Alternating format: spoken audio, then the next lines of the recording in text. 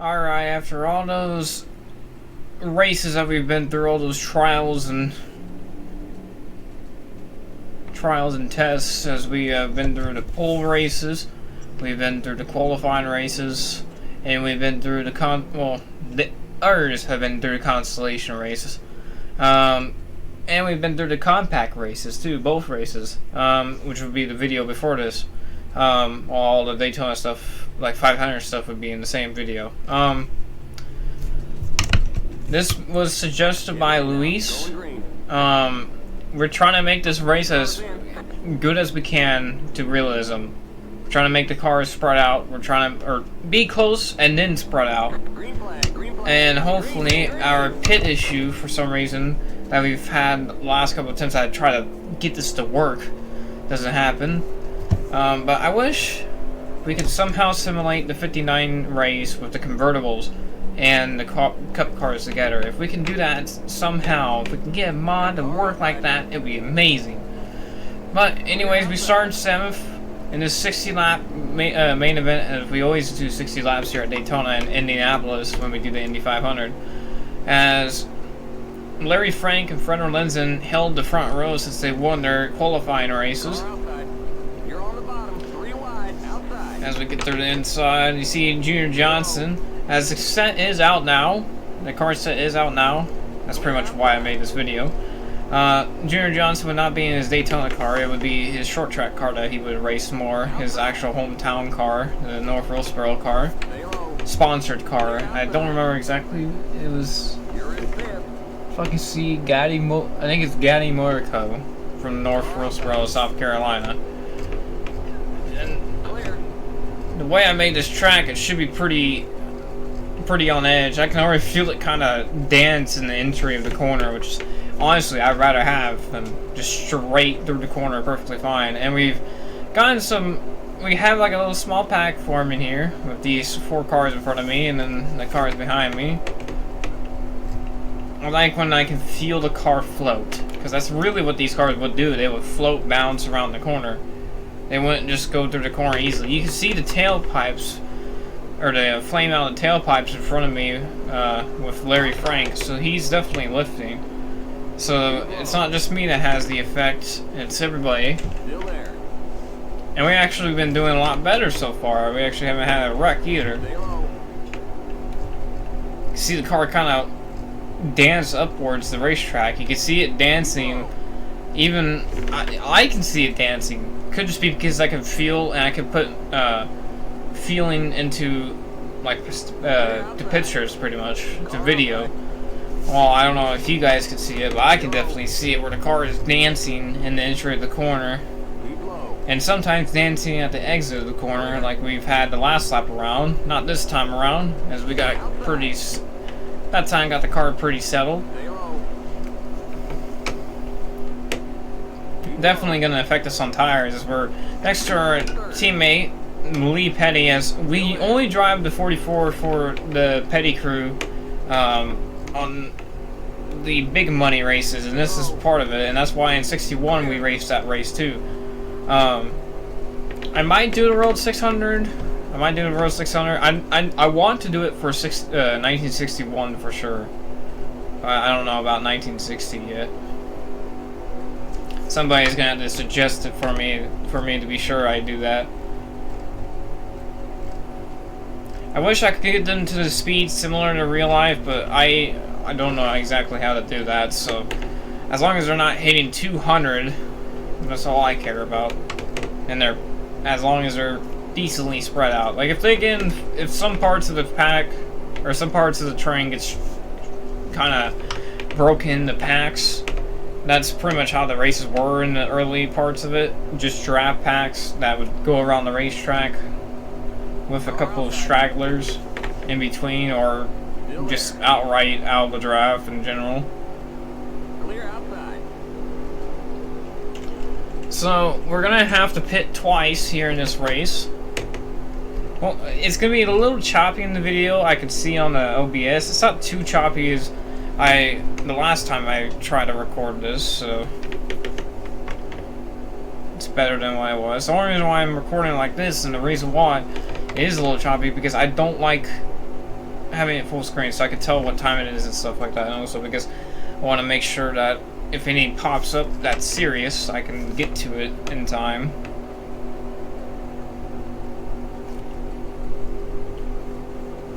The next car is the leader. Oop, gotta change that.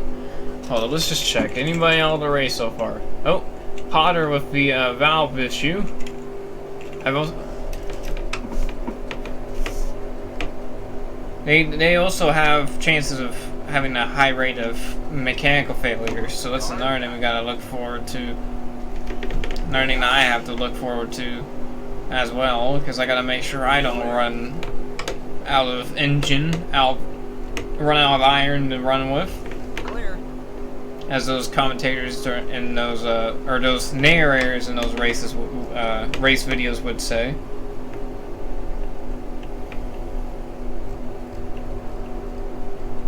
Lifting a little bit in the corner for safety, not to hit the wall, and also just to use the draft to pull me forward to save some fuel here. So we got our teammates right around us. We have our teammates all around us here. So we enter in high, and we have a good run entering high. A little lift. Kind of bring it down low just a little bit, come off the corner. Now the top lane for me is pretty dominant. Bottom lane is not good for us, so see if we can get around Con Owens here in turn 1. Oh, yep, we do. There you go. So we do like a slide job. Switch your peg gets down to the inside. We're gonna lift a little bit. Use the frontal engine car to save some fuel. Also some of the engine as well. So then we can go a little bit longer than everybody else. That's kind of our strategy in a lot of these 500s, is to go a little bit, just a tad longer than everybody else. Oh, we checked up here on the inside. Lee checked up for something. Give a little bump to Richard, give a little bump draft. I don't know if they would have bump drafted in these days. I know they would have kind of fiddled with it in the later 60s sometimes. Not all the times, obviously.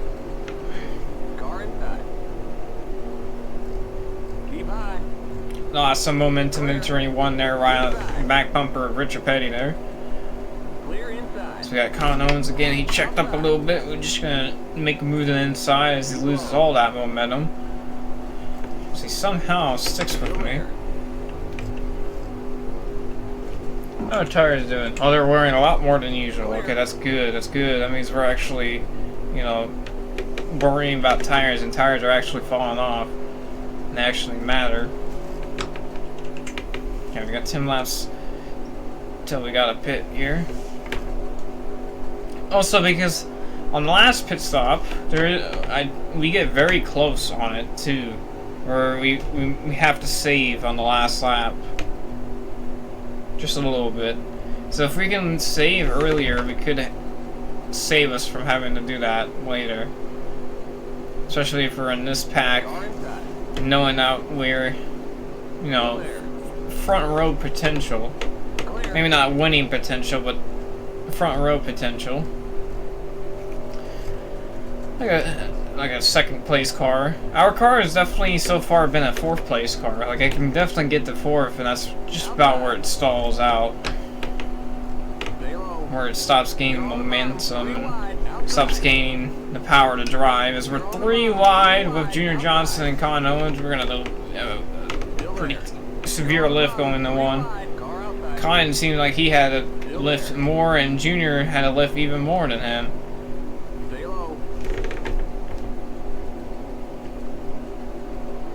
Can I get around Owens by... I could get around Junior. Junior checked up. I don't know if that was me or he's having some problems now.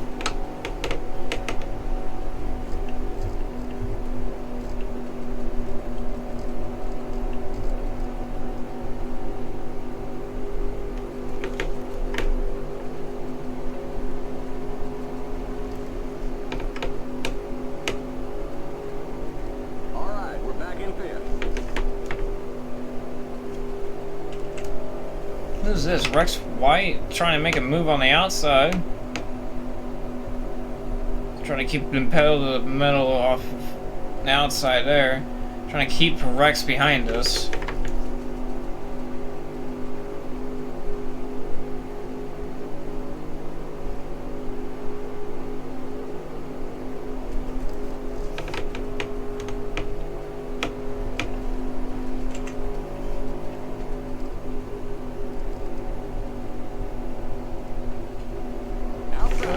Kind of got tight off of 4. Just able to not make contact and get around them. Back and forth now. As you see here, our car is a pretty decent 4th place car. Again, don't know about it being first though. We could definitely make it first off of strategy, but definitely not off of speed. As Richard Petty and Lee Petty are working together up there. As I'm just trying to get around Relenson next. Again, this Lee Petty train, or Lee Petty car train, or just Petty engine, Petty Enterprise train.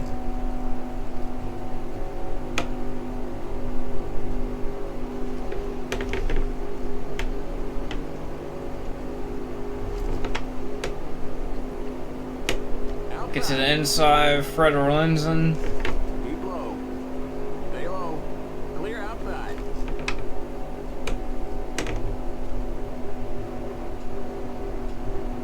Oh boy. Definitely made a little contact. Clear.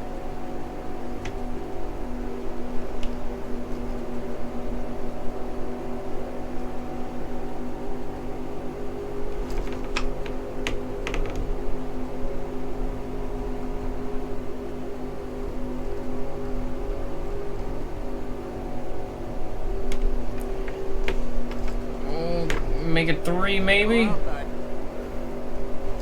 Oh, he backed out of it. Now it's a Petty Motorsport 1 through 3 right now, as we got the 43, 42, and the 44 all up front.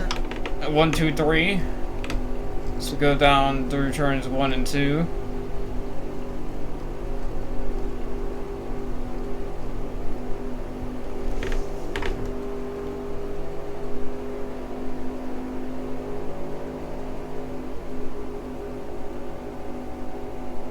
Lee takes out to the bottom side of Petty. So now it's going to be a number order now. It's going to be 42, 43, 44. 1, 2, 3. Kind of cool to see. As we're going to come by the stripe to put that down as that lap. 42, 43, 44. 1, 2, 3.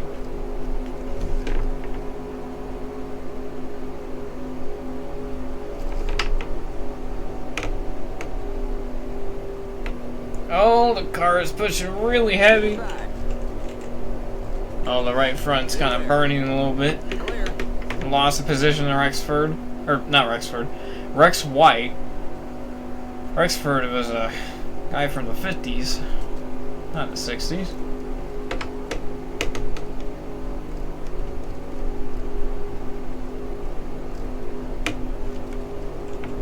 Are they pitting or not? Nope, not yet. So that's good. That means we're pretty similar on strategy.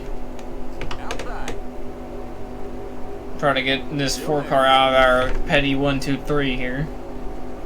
Still there. Looks like we're running low on fuel. If that fuel pressure gauge starts to drop, come on in. Outside. Still there. Still there. Stay low. Okay, bud. Yeah, plenty of room still out on the outside. Keep low. The next car is the leader. Clear. There we go, back. I think we're actually going to be back to the 1, 2, yeah, 1, 2, 3, 42, 43, 44. Okay, we're back in third. Keep hustling. Back in third. Hope I can lead a lap soon.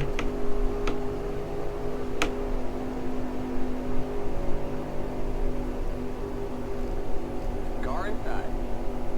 Keep high. Jesus. Okay. Stay high.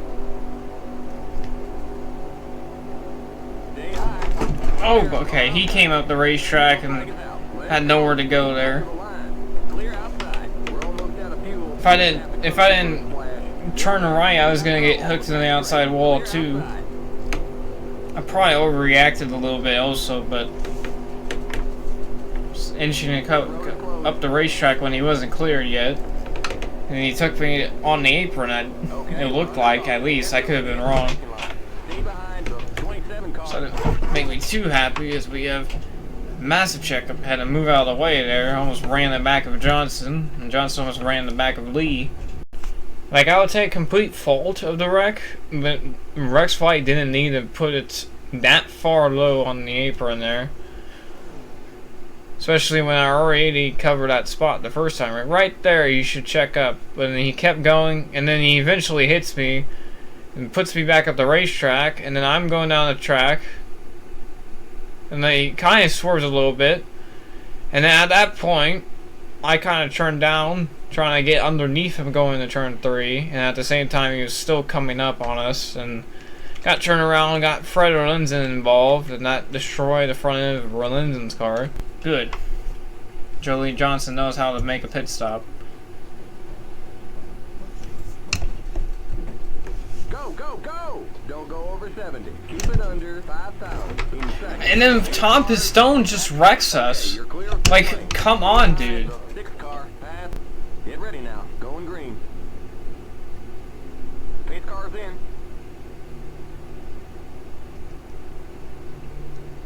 Coming back to green as Curtis Turn's car has blown up.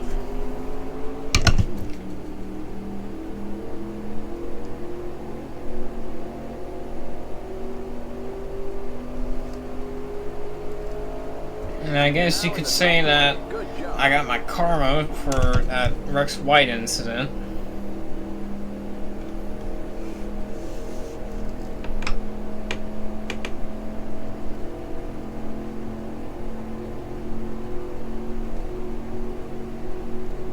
I mean, let the record be straight. I was always a very aggressive driver during my 60s playthrough.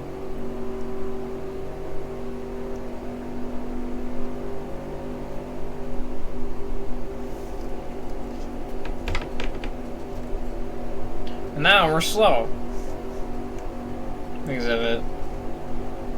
Which is just great. Everything's great. Everything's right. Just happy to get back in the race car.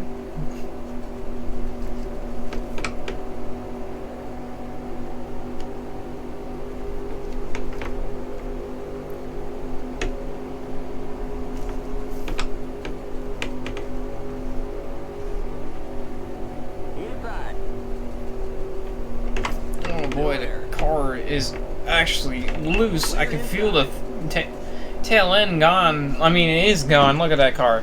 The whole rear end off of it is gone. So of course this thing's gonna be loose. So, but I'll lose her. Oh man, it just wants to drift on the entry of the corner. It just wants to go in sideways. Say what at the exit of the corner. Jesus Christ. Jesus. Honestly, this is how we go out. At least it was somewhat fun. Herman Bean just automatically slowing down. He's having some troubles. Surprisingly, no wreck there. Usually there will be a wreck. And now we're in like a group of packed cars. Save it. We saved it. Car inside. Not what we wanted though. Keep high. Clear inside. I did make the car looser, but I didn't think it was gonna make it that loose. I barely made it looser. I think it's just because essentially the truck bed or the car's trunk is gone. Still there. I think that's what's causing it. And also the new tires not being worn, so has some excellent traction Clear inside. and great speeds too.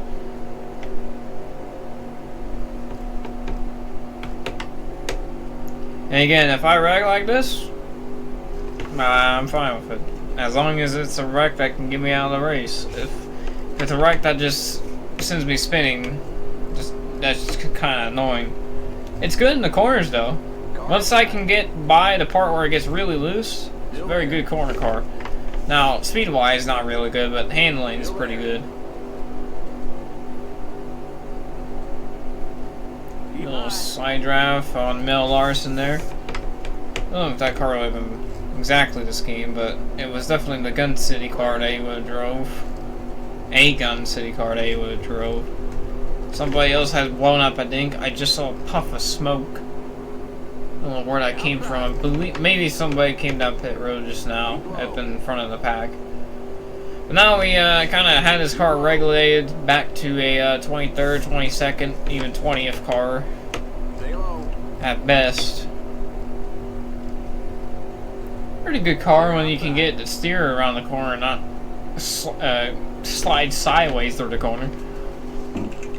And again, we do have to make one last pit stop, but we gotta make it last till the end.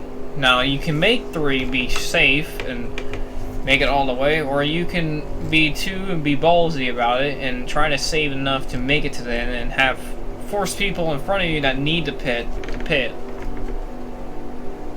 It's kind of just how this is gonna go, as we got Dick and Dixon behind us.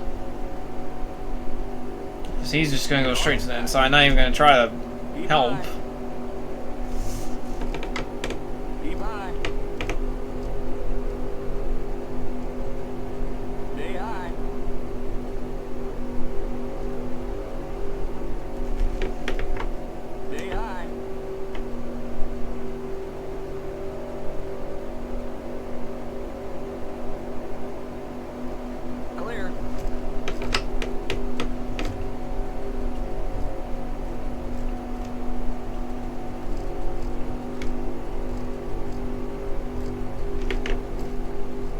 We get a run on Dixon here in the 8 car.